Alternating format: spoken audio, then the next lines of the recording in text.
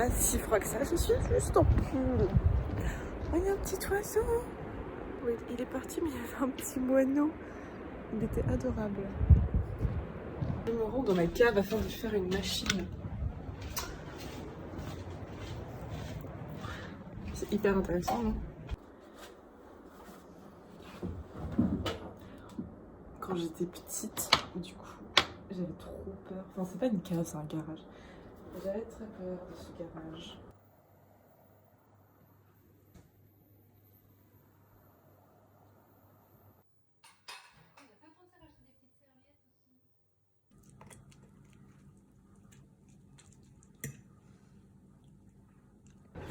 Bon, on est mercredi, c'est ça.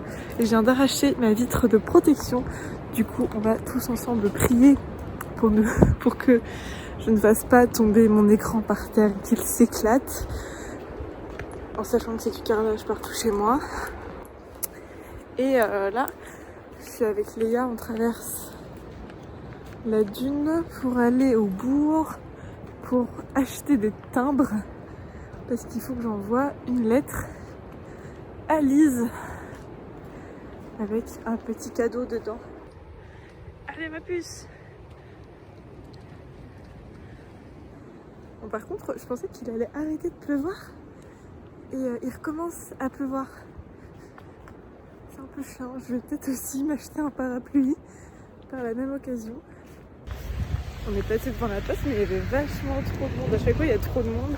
À chaque fois, les gens ils sont lents. Enfin, les gens qui sont au guichet. Du coup, je vais dans un bar tabac ou je crois qu'il y a une maison de la presse où ils en vendent aussi, mais c'est en lot, c'est pas limité. C'est pas grave, moi je n'attendrai pas un quart d'heure sous la pluie, parce que la queue elle est jusque dehors. Bon, mission timbre réussie. Je sais pas si ça a augmenté, mais avant dans mes souvenirs c'était 1€, et là c'est 1,16€.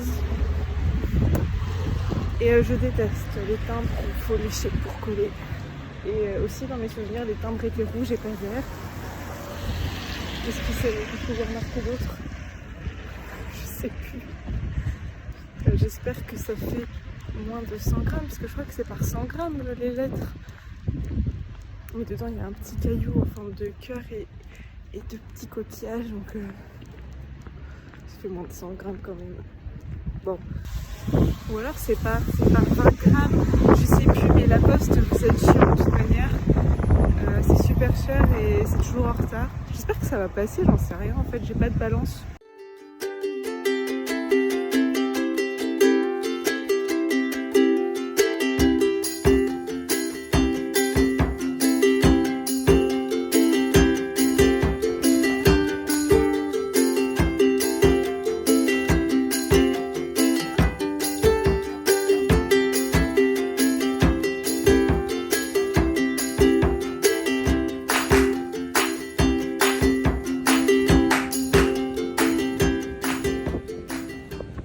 Je me suis allongée 5 minutes parce que j'étais fatiguée, je me suis pris le vent, la pluie et tout.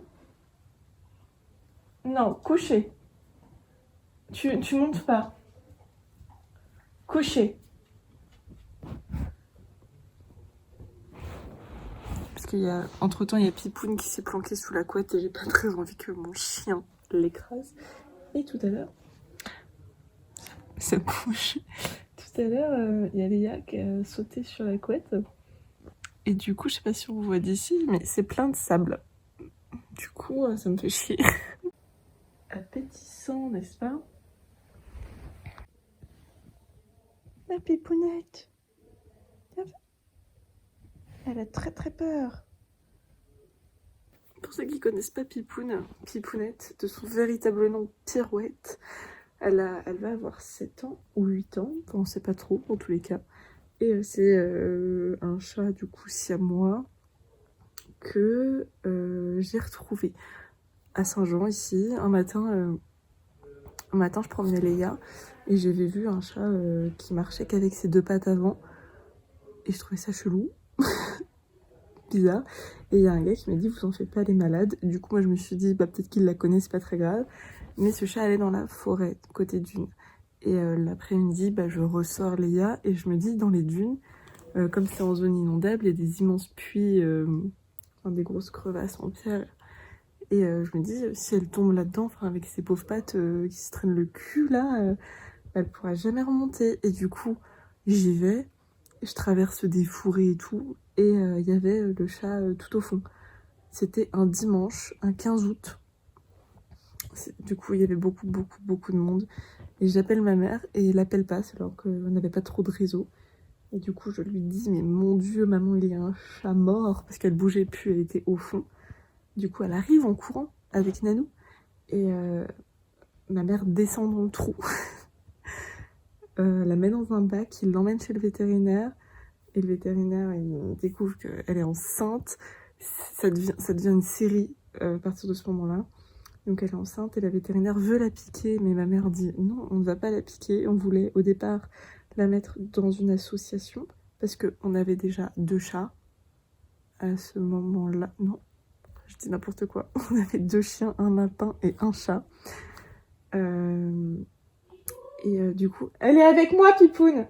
Et du coup, on l'a fait soigner un tout petit peu chez ce vétérinaire-là. Et après, on a changé de vétérinaire. On l'a fait stériliser, pucer, puisque entre-temps, on avait cherché partout ses propriétaires. On a fait des affiches, des annonces et tout. On avait été voir dans plein de maisons. Mais personne ne s'est jamais manifesté. Et du coup, le vétérinaire qu'on allait voir, qui était notre vétérinaire habituel, mais qui n'était pas là le jour d'avant, il nous a dit qu'il fallait mieux la stériliser et enlever les chatons qui étaient dans son ventre comme elle était enceinte. Sinon, il y avait un risque qu'elle meure. Et c'est ainsi qu'on a adopté Pipoune. Sa grande passion. Donc oui, mon linge sèche comme ça parce que notre buanderie est dans notre garage et il fait très humide. Et comme j'avais pas de place dans ma valise, j'ai mis ça là. Et du coup, la grande passion de Pipoune, c'est de se cacher derrière les portes et de miauler comme s'il y avait un problème. Et quand t'arrives, elle te saute dessus. Bon, avec nous, ça marche plus, mais avec le chien, ça marche toujours autant. Et pour terminer la petite histoire, quand on a adopté Pipoune, on était super proches toutes les deux. On était comme cuisse-chemise, vraiment. Enfin, on dormait ensemble, on faisait tout ensemble et tout. C'était un peu ma sauce. Un jour, ma mère, elle était rentrée dans... Je me rappelle qu'un jour, ma mère était rentrée dans ma chambre pendant que Pipoune... on faisait dodo toutes les deux, en fait. Et le chat, elle fait une connerie. Du coup, elle commence à engueuler le chat. Et moi, je me lève. Et Pipoune, elle a pas aimé que je me lève vite. Du coup, elle s'est retournée, elle m'a giflé. Et voilà, c'est son comportement à peu près au quotidien. Et après, la vie a fait que je n'étais pas très souvent chez moi. J'ai déménagé à Lille et tout. Et du coup, c'est devenu le symbiote. Je crois que ça se dit. Le symbiote de ma mère, quoi. Il se lâche pas. Enfin, c'est un pot de colle. Et du coup, je sais pas pourquoi, là, elle est venue. Enfin, elle aime bien ma chambre ici. C'est vrai que je la retrouve souvent en train de dormir sous la couette. Et ouais. Bah, je sais pas. Et en tout cas, elle est très mignonne.